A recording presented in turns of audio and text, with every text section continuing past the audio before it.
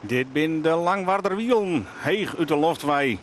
En krijgt van twaan ben de omstandigheden haast optimaal. Prachtig mooi. Een windje van een krachtje draaien. Het zintje zo nou en dan er terug. Maar hoe oors zou het worden in een ren van die medje? Want het wie een poerpertour om van start te gaan. De eerste start is op de normale tijd. Goed, 10 minuten naar 12. Maar het is ook voortdurend al duidelijk dat er meer Australiërs te gauw over die startlijnen binnen. En dus moet er opnieuw starten worden.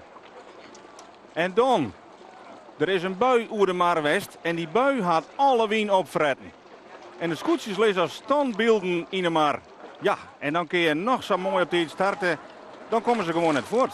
Dus weer uitstel. Dan maak je weer op voor de tweede start. Maar ook de tweede start misleert het. En werken de hele vloot weer om. En de tijd wordt het maar en wordt het maar. En dan toch blikken dat er echt op het startskip wel eens wat misgaat. Verkeerd indruk. Ze winnen niet bij het verkeer. De startskort 400 minuten betekent. Ja. De vierde valse start komt dus op namen van de wedstrijdleiding. En dus worden ze voor de 4e keer afsketten. En waar jaren we dan de toeters, want de patroon weer intussen op van het geweer. En die toeters jouwen aan dat 2 skippen te gauw over de startlijnen binnen. En dat binnen de koprenner Jereveen en dat is de Zuidwesthoeken. Die beide skippen die kennen dan draaien en op een ei op de finishlijn. En de rest van de vloot kan dan uiteindelijk correct voor fjouweren van start. En hoe verrassend is dat eerste cruiserak. Dat eerste cruiserak, dat gaat helemaal richting Langwaar. Dan beginnen ze daarna om de tonnen 2 en dan helemaal weer om naar de start.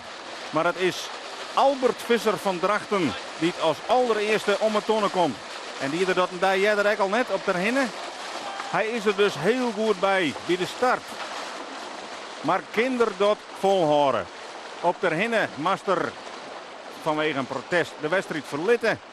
Maar hier kinderen het op een nieuw beziekje. En hij leidt er roem voor. Ja, en wat kan Jereveen? De koprenner. Die skarrelt starig wat naar voren. En komt van het 14e plak waarom tot het 9e plak. En als er dan maar genoeg routes te zien binnen, dan had er nog kans om wat naar voren te skarrelen. Maar Albert Visser leidt heel krees. Daarachter de hele mannen. En dan volg je Snits en de rest van de vloot.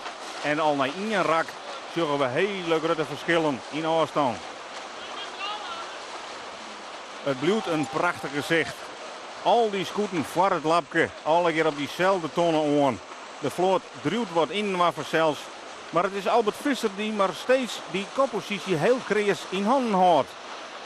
Hier een grote waaier. En waar is het Jereveen?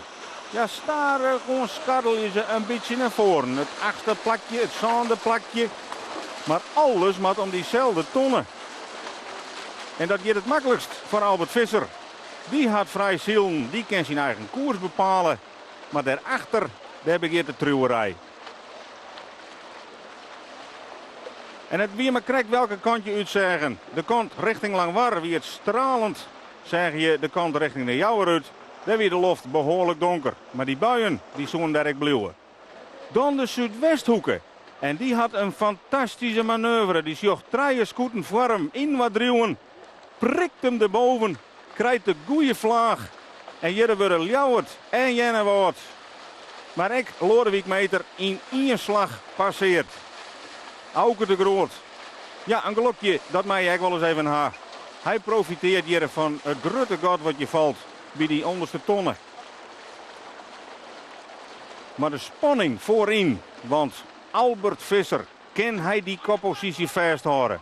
Hij had vanzelfs de hele mannen, maar Jitse Mink, die had er dreigend achter hem aan. En vlak daarachter vinden we Snits. Nog steeds Albert Visser, ek naar de tweede route. Roem als eerste om die bovenste tonnen. Maar het gotje, het verschil met de hele mannen wordt lietser en lietser. En oh ja, daar hebben we Douwe Visser van Snits. Dat is dan die skipper die heel dit in de slotfase capriool nu helpt en naar voren skarrelt. Heerenveen, die kroept toch verder naar voren en weet op een gegeven stuit zelfs het 4e plakje te bemachtigen. Wat zijn? Ziet er in het begin goed bij, maar maakt je toch zien dat ze in de middenmoord ongesluiten matten.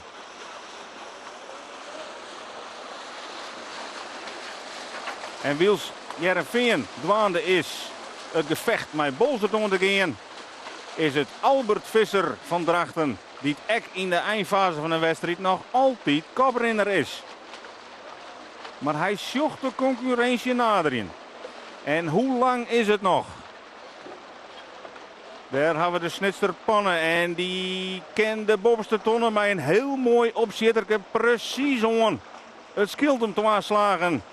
Het kost even een beetje snelheid, maar het scheelt een heel soort meters. En die docht hier dus echt goede zaken om weer vooruit te zielen. En dat docht blikken, want dit is het laatste kruisraak. Jitse Mink van de hele mannen is intussen Drachten passeerd. Datzelfde geldt voor de Snitser Pannen. En boord on boord haast weer het op naar de finish. Wat had deze man weer een duels? Hoe besteedt het toch elke keer weer dat Douwe Visser op de finish weer helemaal vooruit komt? De vraag is het genoeg, is het net genoeg? Snitser Pannen krijgt boven de hele mannen. De finish komt in beeld. En het is zo goed als een fotofinish. Het is haast net met blijde ik weten hem. Maar het is de hele mannen die je wint op Langwaar. Vlak voor Snits.